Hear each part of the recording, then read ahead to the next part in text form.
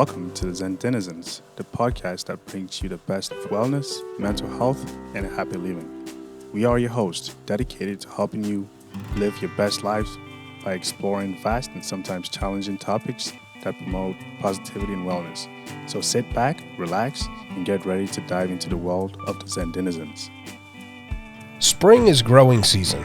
The Zendenizens have been enjoying seeing nature come alive after the world's well-deserved winter rest. This is a season of growth for plants, animals, and humans too. We invite you to join us for this episode focused on growth. Our podcast today begins with a conversation between the Massachusetts Air National Guard's Wing Directors of Psychological Health and the 102nd Military and Family Readiness staff. Our interest piqued by National Trails Day, the group shares past stories, current motivations, and future planning resources, all surrounding outdoor adventures.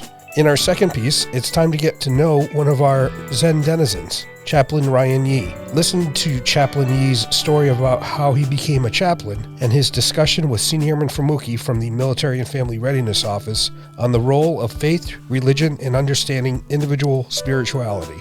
We close out today's show with a deeper dive into the services available from the SAPR Office.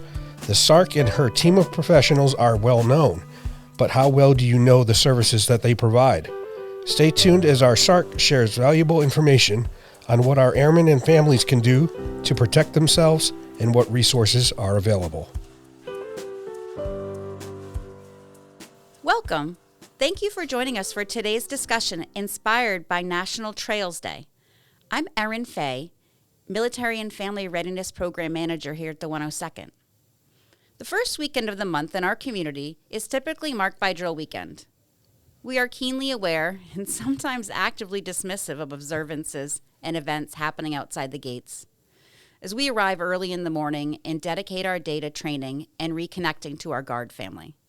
This month is no different.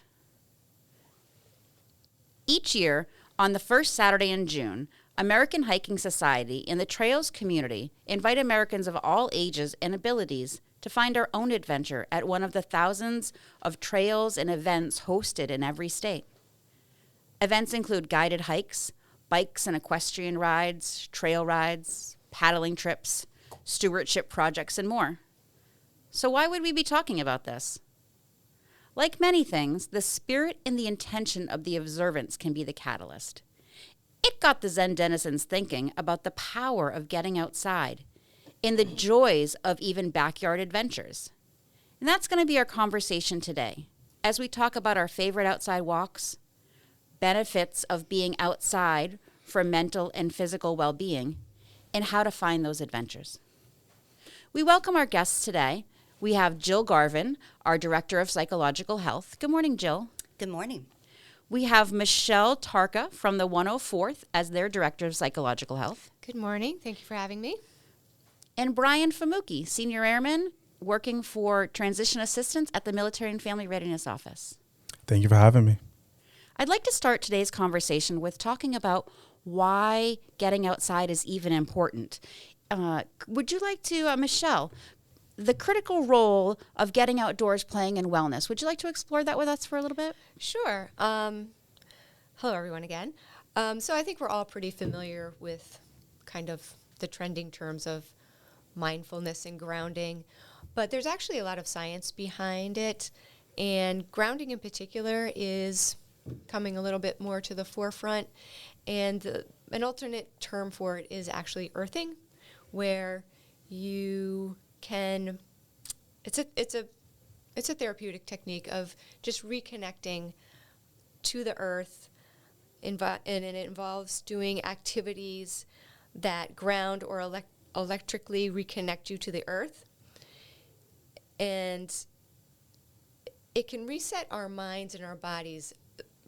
There's plenty of research that has shown it can reset our cognitive abilities, improve our attention, problem solving, and not to mention the physical health benefits of being outside, relaxing, and just reconnecting to the sounds of nature, our beginnings in nature, helping us to find gratitude and appreciation for the environment that's around us.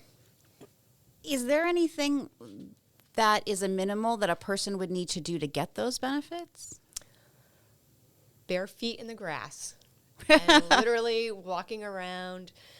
A lot of the physical research has to do with helping reset our alignment in our body as well. Could you, alignment, what do you mean by that?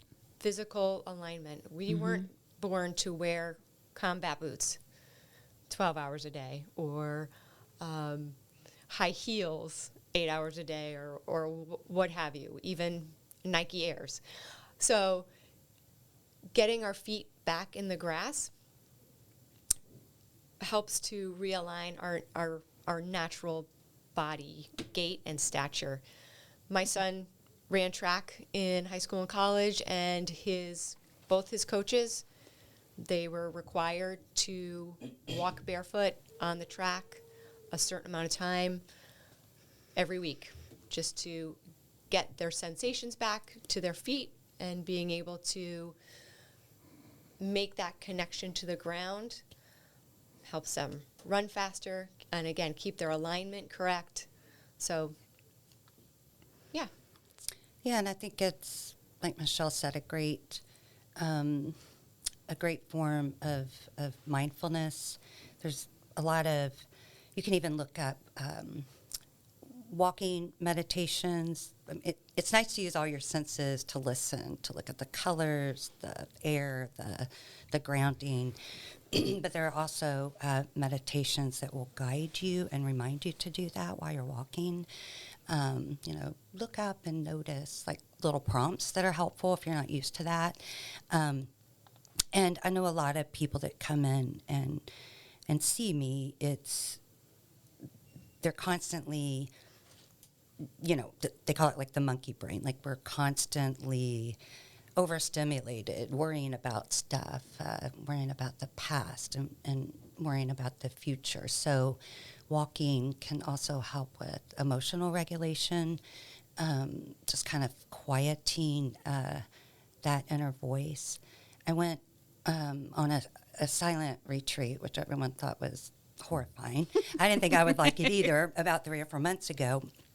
And with a lot of, like, insight meditation practices, they have you do silent meditation or sitting meditation, and then they also do walking meditation, inside or outside. So some people, they would walk at a regular pace, and then others, they look like zombies outside, like very, very, it looks very strange. But the purpose of it was to focus on putting your left foot down, bringing it up, and then the right. So again, helping with mindfulness, focusing, being in your body.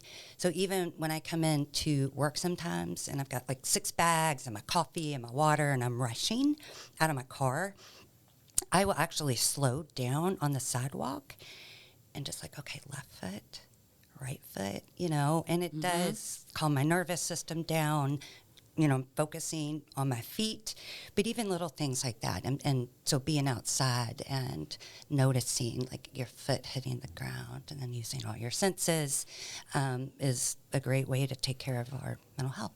Well, and it naturally triggers that deep breathing or mindful breathing as well while you're doing that, which is amazing to just preparing us for the day or resetting any anxious thoughts that we're having. It can really alleviate that situation. That's great to do before you head into the office and while you're leaving the office. And during lunch. And before you go to bed. Great and transition. So, what I was thinking about when you were talking about those prompts and those senses is really in the physical touch. And we had talked a little bit beforehand about, auditory and the importance of what's around you and listening. And I'm a big smeller. I'm a huffer. So I always smell my food, and I like to smell flowers. And so the olfactory senses for me is a big trigger.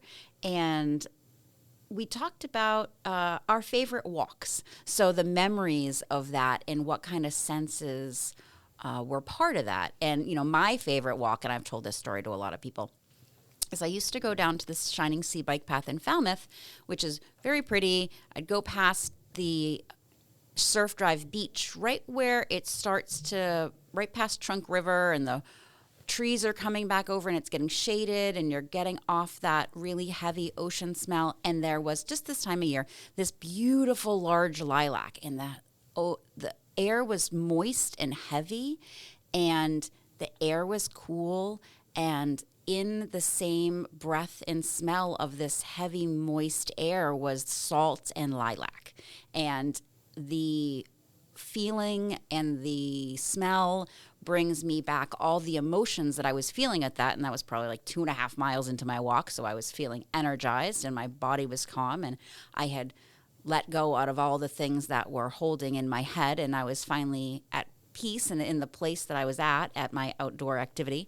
And it brings back those kind of memories for me. So I was interested in you guys sharing what some of your favorite walks were and those kind of memories. Brian, do you have something for us? Yes, I do. I think my favorite walk would be, first off, usually when I go out on a trail walk, I walk on the ground, and then after that I take it into the water. So if there's like a stream or a river, I try to walk in it just to connect, because I believe water has many beneficial properties to walk in water, not just the earth. So I connect with the earth, and then I go into the water, and I also get some of the energy that comes with the water as it's flowing downhill. So that's usually some of my more favorite walks. And what I do is I walk downstream, and I walk up and walking on the trail. And then when I'm coming down, I get into the water and I just walk all the way downstream and find an exit path. That's really interesting. I like that. Mm-hmm. You should try it. Walk with you. We should do it sometime. Yes. I was just thinking about some of my earlier favorite walks from my childhood. I remember being in a park with my dad, and there was like a pile of leaves. And I think my dad worked a lot, so I didn't always get to spend a lot of quality time with him. But I remember us being outside and playing in the leaves, and that's a memory that's always stuck with me. And also memories of just any time that our family went swimming. There were really big parks where I grew up. Those are just some of my favorite earlier memories. And then today, I do like to be on trails. The Cape has a lot of amazing trails, so I do that a lot. I take my dog. I find that very grounding and good for my mental health, and starting to enjoy the ocean here more. I've been here 8 years, and I just started to really even appreciate that a lot more. And even though I know it's really good to listen to nature, I have had some pretty great experiences walking with music. Like when I think about some walks, I think about the song I was listening to, or if I hear a song, I think about the walk. So sometimes coupled with that, I remember walking on a beach somewhere and a song playing, and that memory is still, like I can remember the wind blowing in my hair and the sun and the song I was listening to. So music really also helps me with that. Excellent. Yeah. For me, I would have to say it was one afternoon. I have a good friend who has a horse farm, and I go there and help her as much as I can. And it had just finished raining, but it was springtime, maybe early summer. The grass was so green. There was a dogwood tree in full bloom. The sun just started to come up through the clouds, and this double rainbow just over her barn popped out, full double rainbow. And when I looked to my left as I was walking through the grass, the end of the rainbow was in front of me on the ground. I've never seen that before in my life. I was very lucky that I was able to take a picture, and she has it hanging up in her barn. But I just thought that was amazing. The colors were, I can't even, with the sun coming out of the clouds, that dogwood tree, the pink, the dark green of the grass, and that double rainbow. That's what is my favorite. I can feel it right now. It was just electric. Oh, I can't compare to That that. was good.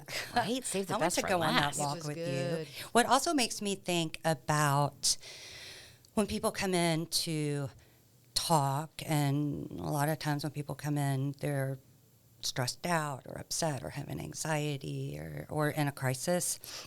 And sometimes we will talk about coming up with like a safe space.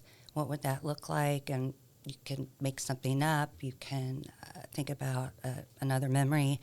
That way, if you do get really activated or upset, you can go back to that space to kind of calm your nervous system down. So I love what Michelle was saying, that's like a memory you can fall back on when you're feeling stressed, and really remembering all the senses and what you smelled and what you saw. And we all need a little safe space within us, right? Oh, Well, definitely. and what I find interesting from all these stories is that every one of us found a different piece of that memory, a different sense that stayed with us. Yeah. So we had smell. Mm-hmm. Yours was really that physical feeling of the water.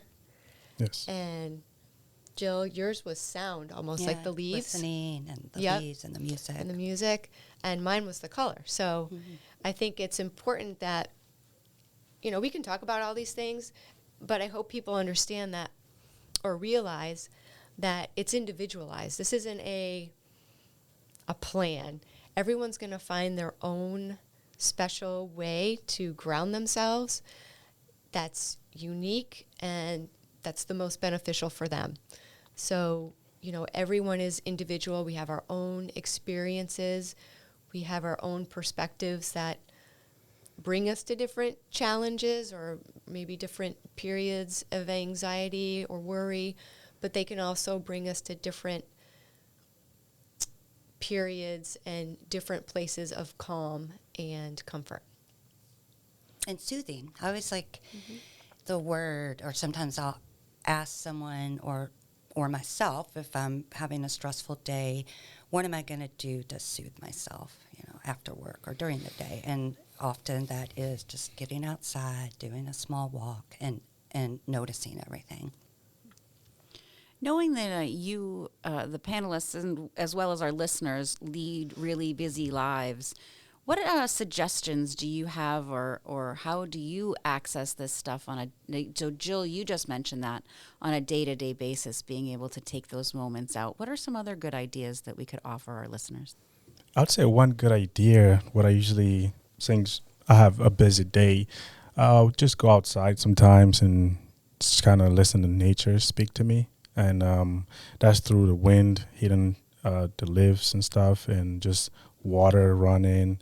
And I find that very interesting because nature kind of provides everything that we need and connecting. And I used to say nature provides the best music, because the music that nature provides is the most peaceful music. This is why people tend to resonate a lot with the natural birds chirping and just water running, just like the rain sounds.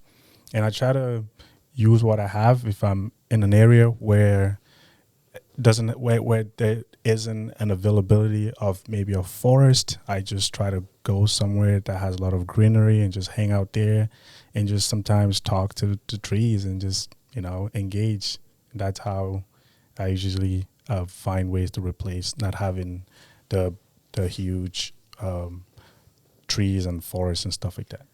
Well, we have plenty of wind out here. There'll never be a shortage of that on be the no days shortage that we of walk wind. around here. There's this great picture I saw, Brian. It's a set of lungs and looking up at a tree from underneath. So you know how your lungs have Yes. all the and then the tree looked exactly the same, and just how connected we are to nature and things like that. I got to find that picture. I'll send it to you. There's It's a amazing. book too that was written about how the trees sort of talk to each other. Yes, I've seen that with book. the roots. Yeah. Yeah, it's really Yep. interesting.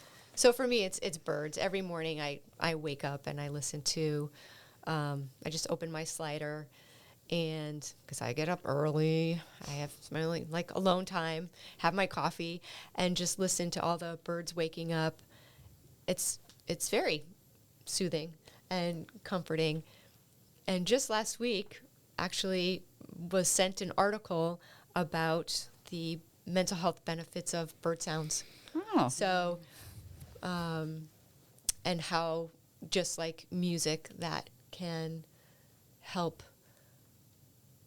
improve our cognitive functioning for the day. So I didn't even know I was doing that. I thought I was just squirreling away some private time, but I was actually You're doing something improving your good for mental myself. health. That's right. Jill, you and I have talked over the years about how to look forward to things, how to say what you want your future to be, and to set those intentions. And in that kind of idea, I think that a lot of us have bucket lists of things we want to do.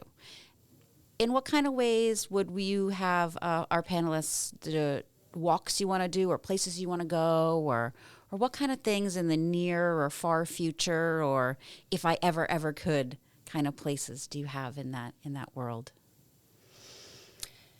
I mean, there are some. Years ago, I was in Italy. I think it's called Cinque Terre, if I'm pronouncing that correctly. But it's on a cliff, all these beautiful houses, and you could walk around that, which that is a luxury. But now, if I'm having a hard time getting outside, I try to visualize myself being outside and being on a path, being in the woods. And even though I will sometimes think about these fascinating places to go and walk, or even I'm going to go to Vermont or New Hampshire and go to all these beautiful local places. And then last summer, I decided there's so many trails on the Cape that every weekend or every couple of weeks that I'm going to discover a new trail. I was really surprised when I moved here just how many there are. So that's going to be my intention this summer, is to just explore more trails on the Cape. And I've never been out to, what's that called out in P-Town? The race? The dune? No, not a race. I'm not racing. No, it's called the race. Oh, it's the path where you can take Race Point? bikes and. It's the bike path, but they call it something like some hills and things like that. It's supposed to be really beautiful, but yeah. So I'm trying to keep it simple. Did you see that you could rent one of the artist cabins down there? Yes. I was like, wow, I want to go and hang out in nature in the middle of a dune and listen to all that and have everything go away. I know. That would have been great. Part of the Cape. You can rent. I'm writing that Cabin? down. It's part of the National Seashore, Correct. where they're allowing people to rent these little shacks. I don't think they have Anything? electricity or anything, but still, who cares? I would say that I would like to explore the United States more. So I've never been to the Grand Canyon. I think that would be amazing. Or the Redwood Forest, right? Right, Brian? Yeah, that's right. Yep. The colors and just those massive trees. And I think I'm more drawn to that now, since they were almost completely lost with that wildfire not too long ago. So being able to see those things that we have just in our own country. Mm-hmm. Yellowstone. I'd love to go there someday. Right. Well, for me, I would love to find myself up by Niagara Falls. I think I have a thing for water. I love seeing water, huge mass body of water falling down, and it's just very peaceful for me. Another place I would love to be at would be, say, the Great Pyramids of Giza and other areas such as the Grand Canyon, like you said. I've heard a lot of interesting stories some strong energies over there. So I would love to go and experience those, experiences that people talk about. I guess so. On my bucket list, my daughter, when she was 4 or so, joined the Junior Rangers of the National Park Service. And so now she has this like little jacket and badge. And our goal when we go travel is to find state and national parks to go. And we take a walk, and then we visit the park rangers, and the park rangers give us a sheet. And then she has to, now that she's of a certain age, she needs to fill it out and turn it back. And then she gets pins or little tokens that says that she's part of that park. So the more we travel, the more we're incorporating those things into it. And she was up in New Hampshire being able to get the paperwork, and we didn't go back to turn it back in. So definitely getting the little one back on there, and then seeing what's around us to be able to do that more and get some of those things knocked out. But that's a really fun family way to go ahead and connect with nature and make sure that she appreciates it and can see all the different amazements and beauty and wonder and get those experiences. And we're lucky to live in such a beautiful place that has so much. So what can we tell our listeners about how to find some of these things? What are the resources around that you would suggest to access some of, like, I know, Jill, you were saying some local things, and we had talked about some. Even like, the SrA Club, which is national, but every community has that. There are churches that have walking groups. There are, meetup walking groups, but there are communities of different walking groups, even divided by some age groups, if you're a slower walker or a faster walker. And then, of course, there's probably a gazillion links. I think you looked up some stuff where you can find, often in the summer when my sister visits, I will look at, like, best Cape Cod top 10 trails. You can use, like, Google stuff, obviously, but yeah. Yeah, there's so many things, but your local Parks and Rec for your town always has information about what's available locally. Obviously, National Park Service, a lot of the local bike shops too. I know some of the mountain bike shops around where I live, they all have different groups with different abilities that you can go on a tour on the weekend or after work with a group through a bike shop. So there's a lot of opportunity out there. Yeah. There's a lot of kayaking around here, and you can really get into some of those inlets and places that you wouldn't normally be able to get to. So that's a great way to get outside too and see some of these things. The National Park Service has free passes for military. So if they do charge, you're able to go apply for those passes, and you're able to get your family in for free. Those that go along with veterans as well. And I believe fourth graders get a free pass to the national parks too. But definitely go ahead and look at that website for that. And that's a pretty easy navigation when you get on the National Park Service. And there is a link for passes. Yeah, and there's a lot of local organizations like Heroes in Transition where they do fishing trips and walking groups. So they also do a lot of free outdoor activities. New England Adventures is another one that does a lot of programming that way. Yeah. And they do all across New England.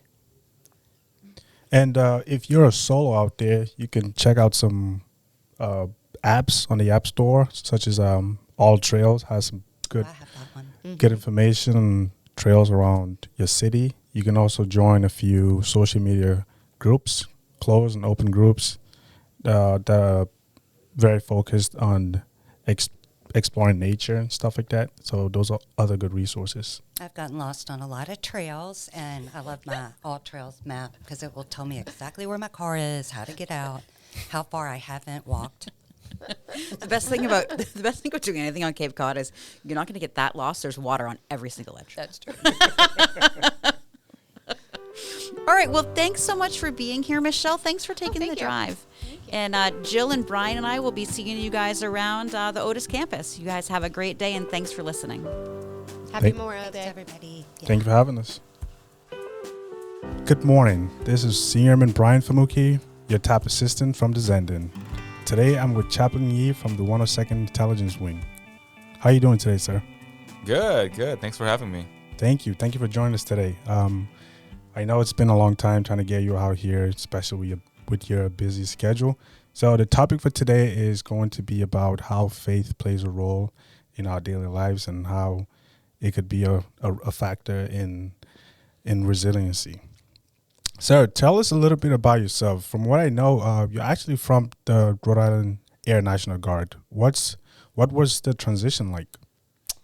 Yeah, I mean, I'm part of the Rhode Island Air National Guard and came over to the 102nd ISR group to serve as their deployed in chaplain. And yeah, usually I live in Quincy, Massachusetts. I lived there for about 11 years now, but I'm originally from Ohio, near Cleveland, Ohio. My parents came from South Korea in the late 70s, and we immigrated there, and we had a little small grocery store that soon became more grocery stores, and just I kind of grew up in that immigrant culture, and then came to Boston to go to seminary, and thought I'd be there 3 years and finally go somewhere warm. But now I've been here almost 20 years, actually longer. I've lived here longer than I've lived in Ohio, and this is coming home. Even though I'll always have to be a Cleveland sports fan, a depressed one, of course, but I'll always be a Cleveland sports fan.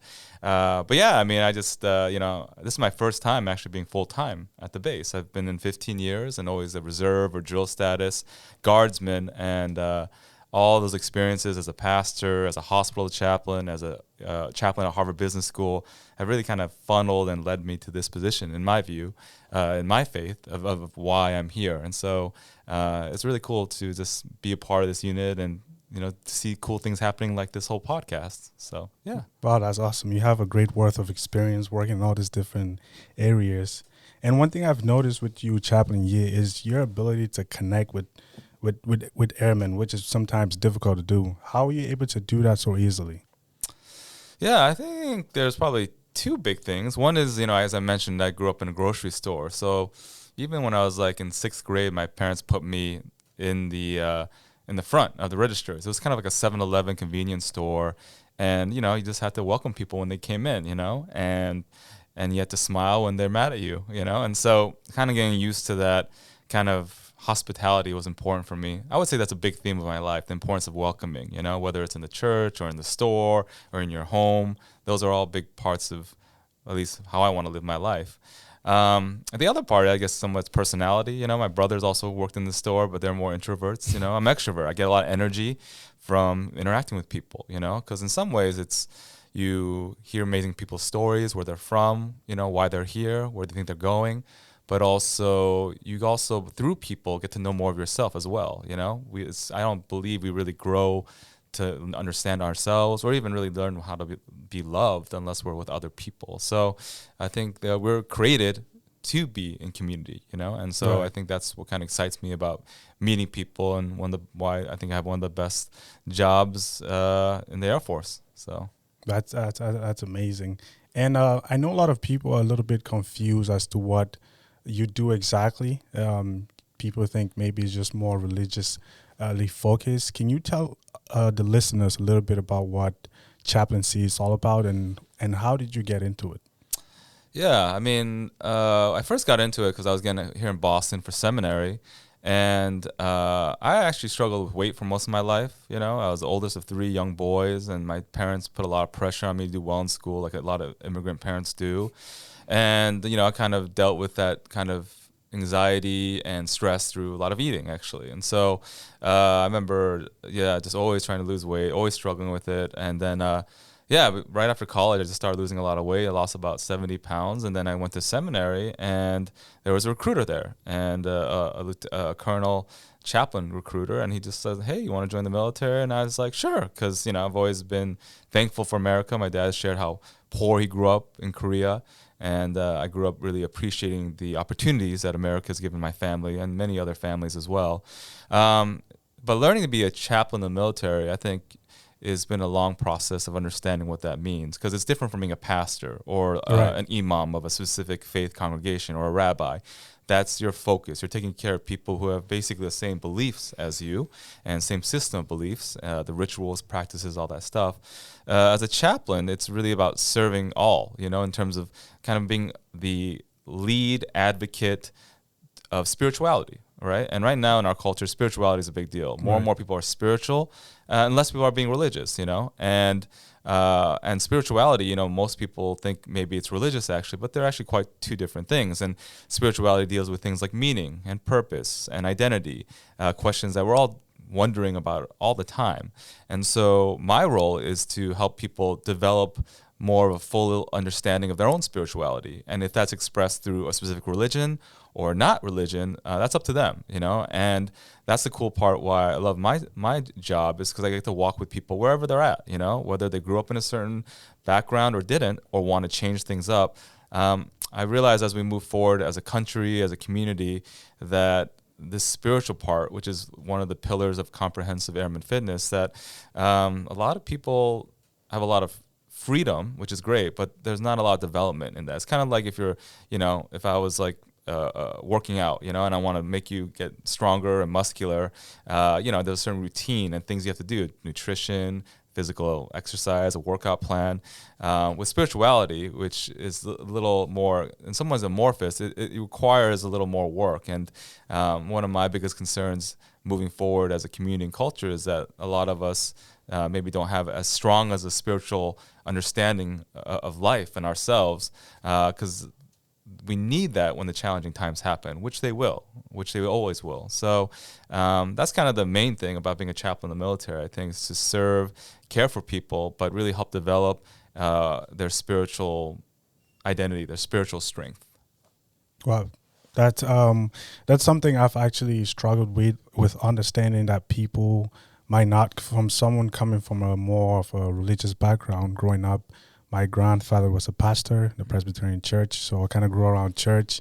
And coming over into a different society like America, it was a little bit harder for me to adjust with with some of the beliefs that people had, which weren't necessarily from a religious background, just being spiritual. It took me some time to kind of understand what spirituality was all about. I fought against it for a little bit, but after some time, I got to a point where I had to accept and learn and understand what spirituality was all about. That though, religion is more focused on having a specific faith towards this specific entity, and spirituality is kind of more within and in connection with the universe, to say. And it took me some time, but I'm happy that as we're moving forward, a lot more people can understand where everyone comes from. And that's what kind of makes you, that's kind of like takes me into the next question, which is, what is your experience with providing spiritual care to individuals from different faith backgrounds? Yeah, I think it always starts with the first number one kind of foundational principle in my life, and I think for many people, is that to treat people with love and fairness and equality, right? And I'm ordained as a Christian pastor, so in that theology, the idea is that we're all made in the image of God, and therefore we must honor everyone, no matter how different they might be, how terrible that might be, how great they might be. All are kind of made in the image of God, and so that's a really foundational principle, And I think that, that kind of guides me in when I meet someone. I have no idea what their belief system is, right? Like none at all, And in some ways, that's kind of hard because you don't know. I'm a person who likes to connect with people, so I'll try to find something to connect with them, like, oh, where are you from? Like, what's your favorite sports team? Or just something to connect with. And as you mentioned in your story, most of the world finds their primary identity from religion, right? Americans do, but they're also have an awkward relationship with religion, because of this whole separation of church and state idea. Our culture is also in a weird place where, again, you can believe what you want, but it seems like, but that's another belief system, right? Like there's Christianity or Islam, but some people are more like, you can believe whatever you want. I'm cool with that, which is cool, but that's another belief system, right? Other people in other countries don't believe that, And so that's another, again, religious belief in my view, that pluralistic view. Again, I'm not saying it's wrong. It's just another specific view that's exclusive. It's actually exclusive as well. But beyond that, I think like when I meet with people, it's all about just caring for where they're at and who they are, you know, and remembering my own mortality, my own brokenness, you know, because usually people come to me when they need help.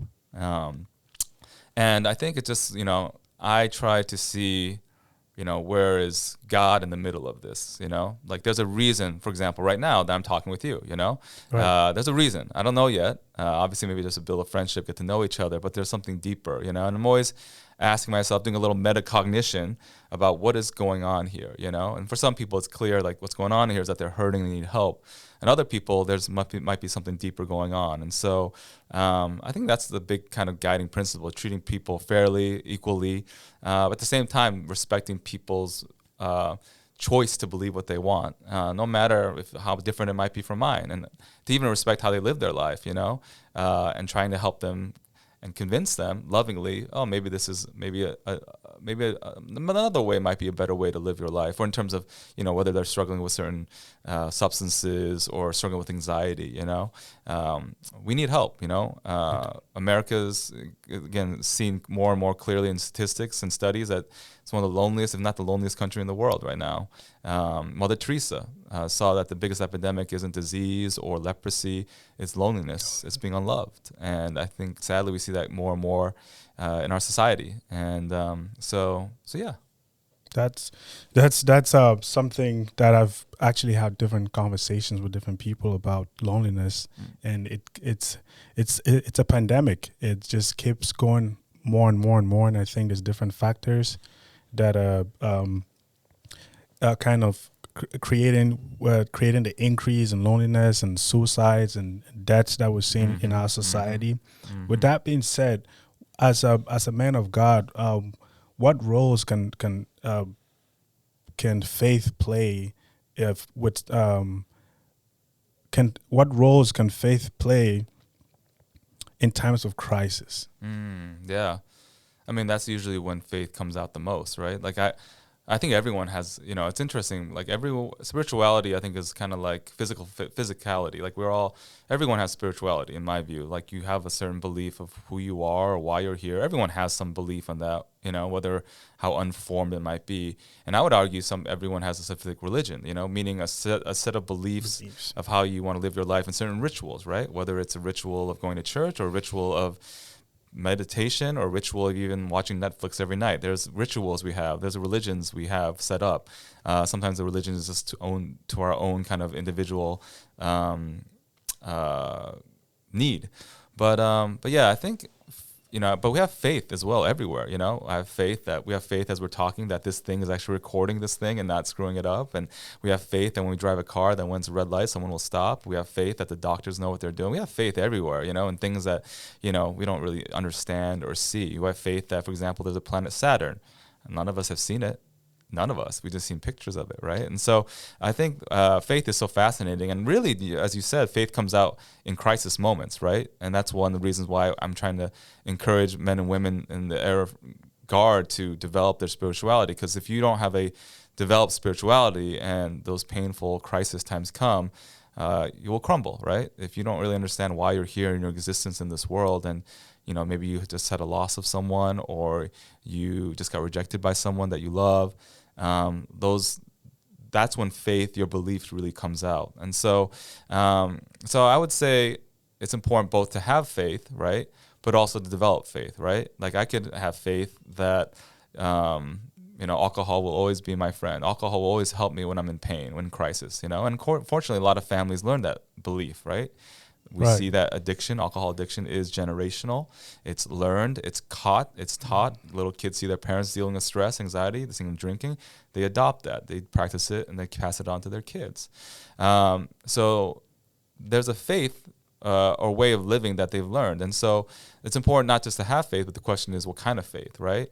It is important to know what you believe, right? Like, all religions aren't the same. All spirituality isn't the same, you know? Like, there comes a point where you do have to make some choices, right? Like, why are we here, for example? You know, is it just to have fun and then we just kind of die and we become like atoms into the ground? or there's something more meaningful that lasts beyond. Our actions matter. Our impact in other people's lives matter for maybe even eternity. Those things do matter. So I do think faith really is important to develop for everyone, but especially in the military, you know, as things get heated in with China and things are heating up with Ukraine. There are clear predictions that we will be in military conflict in the next decade, if not sooner. And I think this is a crucial time to understand what we believe and why we're here for each person. Before, when I look at World War II, there was a clear faith and belief of what we were here for, you know, a faith in God that many had. Again, it was different depending on your religion, but there was a faith in America. Even like what we believe America is in conflict. There's a lot of divisiveness now. And so I think faith is going to be even more important in crisis, because right now we have a lot of personal crisis that a lot of people are dealing with, loneliness, like you talked about. But I think we're going to start dealing with some bigger crisis. There are things predicting some more financial crisis coming. Obviously, we're talking about war. Those things really shake you to your core. And hopefully you have a strong foundation where your house won't fall over, right? In the story, there's this guy named Jesus talks about the story that faith, not just faith, but a faith that you live out is a house that's built on solid rock. Not on sand. A faith, it can be what, and he doesn't say this, any faith. He says a faith that you live out versus a faith you don't live out. A faith that you don't live out is a house on sand, which will fall apart. And so Right. I'm hoping and praying that more of us will have some more faith on solid rock, that we're living out, you know, we know why we believe what we're doing and why we're here and where we're going and why is there evil and why is there good and all this good stuff. So Right. Yeah. And the biggest, like with faith, I think faith brings forth purpose. When you have purpose, which is what a lot of us Americans are lacking, just the lack of purpose. With that lack, we have loneliness, and then we have other issues that come with not having faith or any strong beliefs that you stand by. And with that being said, I know in today's climate, it's kind of hard to talk about faith and stuff because a lot of people don't want to listen to it. So it's a taboo. It's kind of a taboo subject, and that's kind of your job to be that kind of the middle person between the conversation and the people. So how can we deal with that? And what is your advice on how to communicate that and not come off as being maybe intrusive or offensive? Right. Yeah, I think it's important to have a lot of wisdom and shrewdness when you meet with people, because it is true. You know, religion is a very sensitive topic, you know, and politics and religion, for example, but definitely more religion in my view. And I think that I always think it's important to lead with curiosity, right? I usually don't bring up religion at all when I meet with someone here at the base or in general, you know. I want to build trust, you know. If they bring it up, great. I mean, since I'm a chaplain and a pastor, they will bring it up, you know. Like, oh, I grew up in the church, or, hey, you know, I didn't really grow up in that. I'm like, oh, that's cool, you know. But I really believe in building trust, you know, that no matter how you grew up or if you grew up in a faith tradition or not, it's about curiosity, you know. And I try to be more curious about, you know, what was that like growing up, like for you, you know, growing up with your grandfather, right, as a pastor, you know, and what was it like growing up, you know, where'd you grow up again? I grew up in Cameroon. Cameroon, very Yes. cool. Like, yeah, what's that like, you know? And, you know, I've learned a lot about Nigerian culture at HBS. There's a lot of Nigerians there, but that's different from Cameroon. And so, Correct. you know, what was that like for you, or even like for you, just you personally? You know, I think just curiosity is really important, because the opposite of curiosity usually leads to judgment, you know. And I'm always working on that, especially with my wife, you know. I'm trying to always be curious versus trying to fix it or trying to tell her what I think would be the good decision to make, you know, and that gets me in trouble. So, yeah, I think curiosity is a key, you know. And if you're someone who cares about faith and religion, you know, you'll probably bring it up at a later point, you know. I think it's just, you know, it's important to know where people are at, because some people, unfortunately, have been hurt by religion, you know, and, by faith, by church, for example. And, you know, that saddens me a lot, because that has happened. So, yeah, I think it's about building trust, leading with curiosity, and allowing that topic to be a place to connect, you know. Again, finding the places where you have common belief, you know. and maybe you won't, right? But you'll be surprised that there are more common things than we have than other things that we're divided on, right? So yeah. Wow.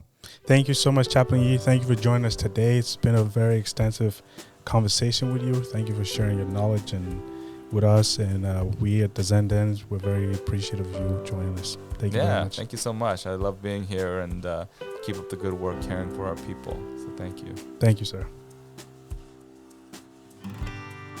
Good morning, everyone. This is Caitlin, your sexual assault response coordinator. I had some exciting updates to put out, so I thought I would cover those this week. We had at least 10 people come out to help with the Teal Flag Project, and we've had a good amount of donations that came through for Independence House, so I'd like to thank everyone for that. Some of the updates I'd like to talk about is we now have a safe to report policy. So if there was a victim or survivor who was scared to come forward after they had been sexually assaulted, the Safe to Report basically protects them against minor collateral misconduct. Some of those common minor collateral misconducts that come up is underage drinking or an unprofessional relationship or violating a lawful order.